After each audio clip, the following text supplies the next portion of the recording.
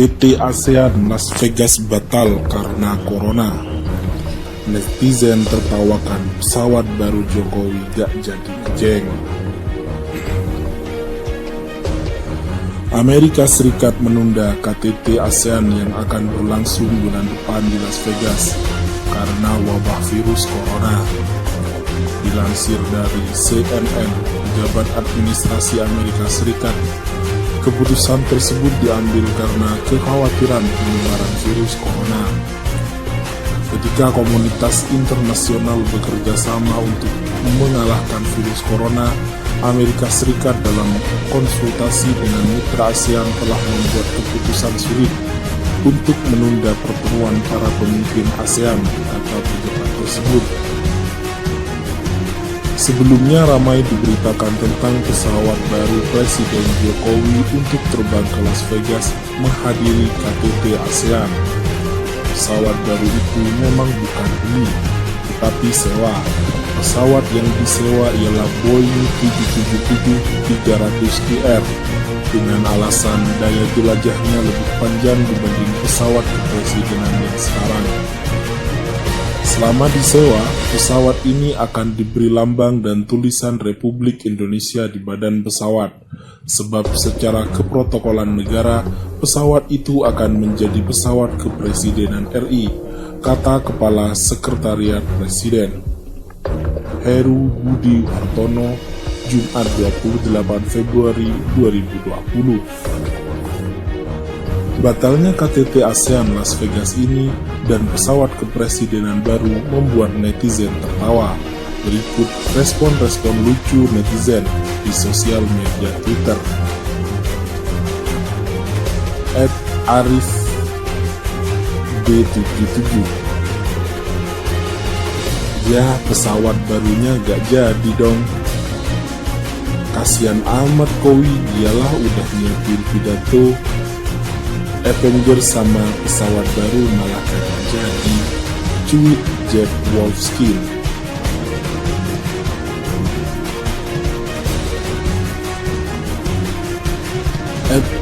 Afriza Munaf juga mencuitkan niat mau ngejeng di LA ke Lenteng Agung Jailah.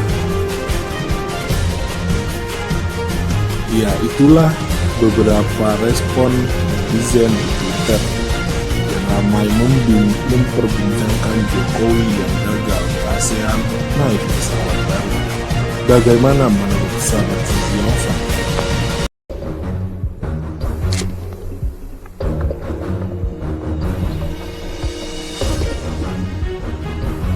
KTT ASEAN Las Vegas batal karena corona. Netizen tertawakan pesawat baru Jokowi gak jadi ngejeng. Amerika Serikat menunda KTT ASEAN yang akan berlangsung bulan depan di Las Vegas karena wabah virus corona.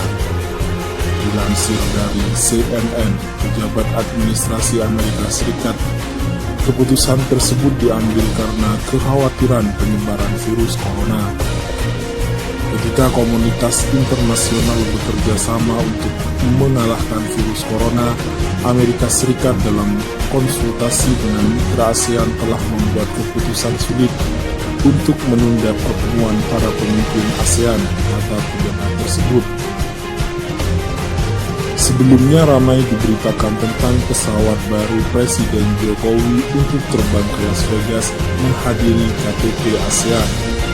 Pesawat baru itu memang bukan beli, tapi sewa.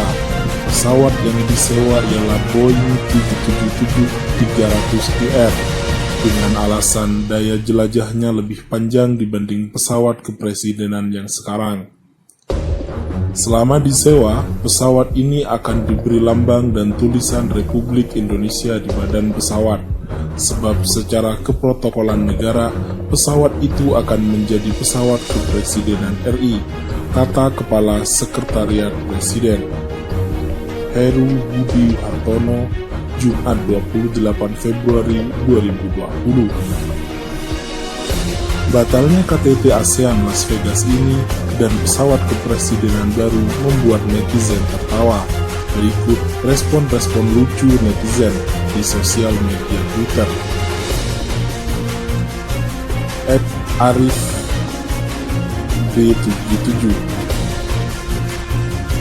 ya pesawat barunya gak jadi dong. Kasian amat Koi, iyalah udah nyiapin pidato Avengers sama pesawat baru malah kagak jadi. Tweet Jack Wolfskin.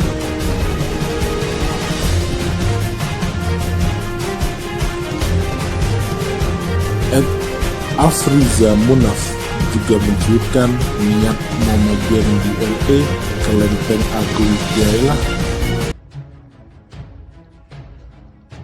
Lukisan Petruk untuk Istana Baru. Jokowi dan Petruk jadi ratu.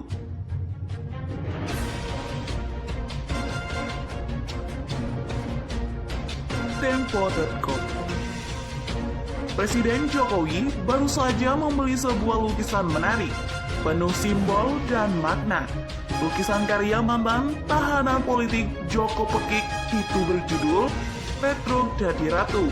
Semar kusirnya, rencananya lukisan besar berukuran 5x2 meter itu akan dipasang di Istana Negara yang baru di Kalimantan Timur. Dalam artikel di majalah Tempo edisi 22 Februari 2020 dengan judul Lukisan Petruk untuk Istana Baru, Joko Pekik mengaku lukisan itu dibeli Jokowi dengan harga sangat mahal, miliaran rupiah, tapi tak bisa dijelaskan berapa harga pastinya.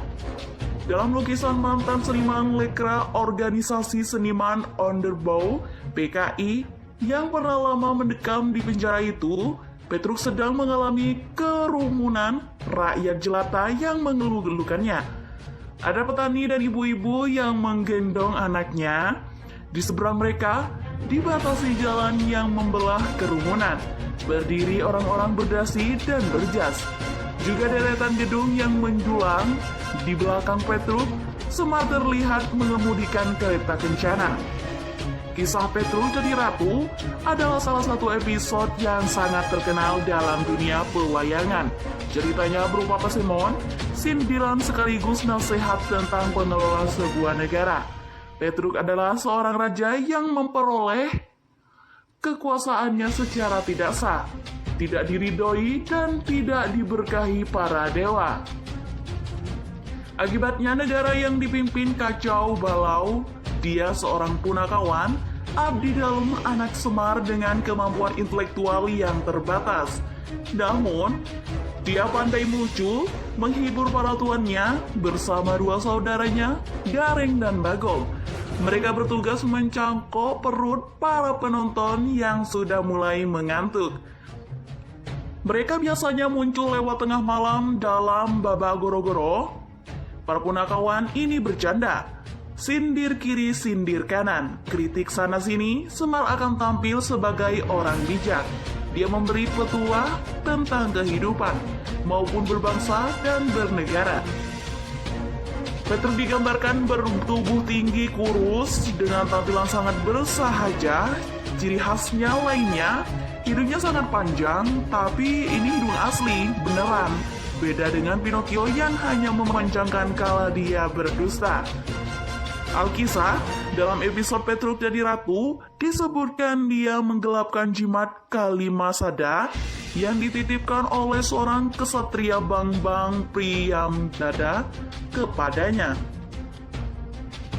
Dia hianat dan menguasai jimat Kalimasada dan menggunakannya untuk meraih kekuasaan. Dia menjadi raja dengan gelar Prabu Kantong Bolong Balguebel Tong Stokosong. Karena tidak punya kapasitas yang memadai dan memperoleh kekuasaan secara tidak sah, Petruk memerintahkan Sena Untelnya. Dia mengangkat petinggi negara dari kalangan inner kinkernya tanpa memperdulikan kapasitasnya dan kemampuannya. Gareng dan Bagong diangkat menjadi petinggi istana. Tatanan dalam dunia pewayangan dia jungkir balikan situasi negara kacau balau. Negara Amalta dan Astina yang secara tradisional bermusuhan bersatu padu mencoba mengalahkan Prabu Kantong Bolong.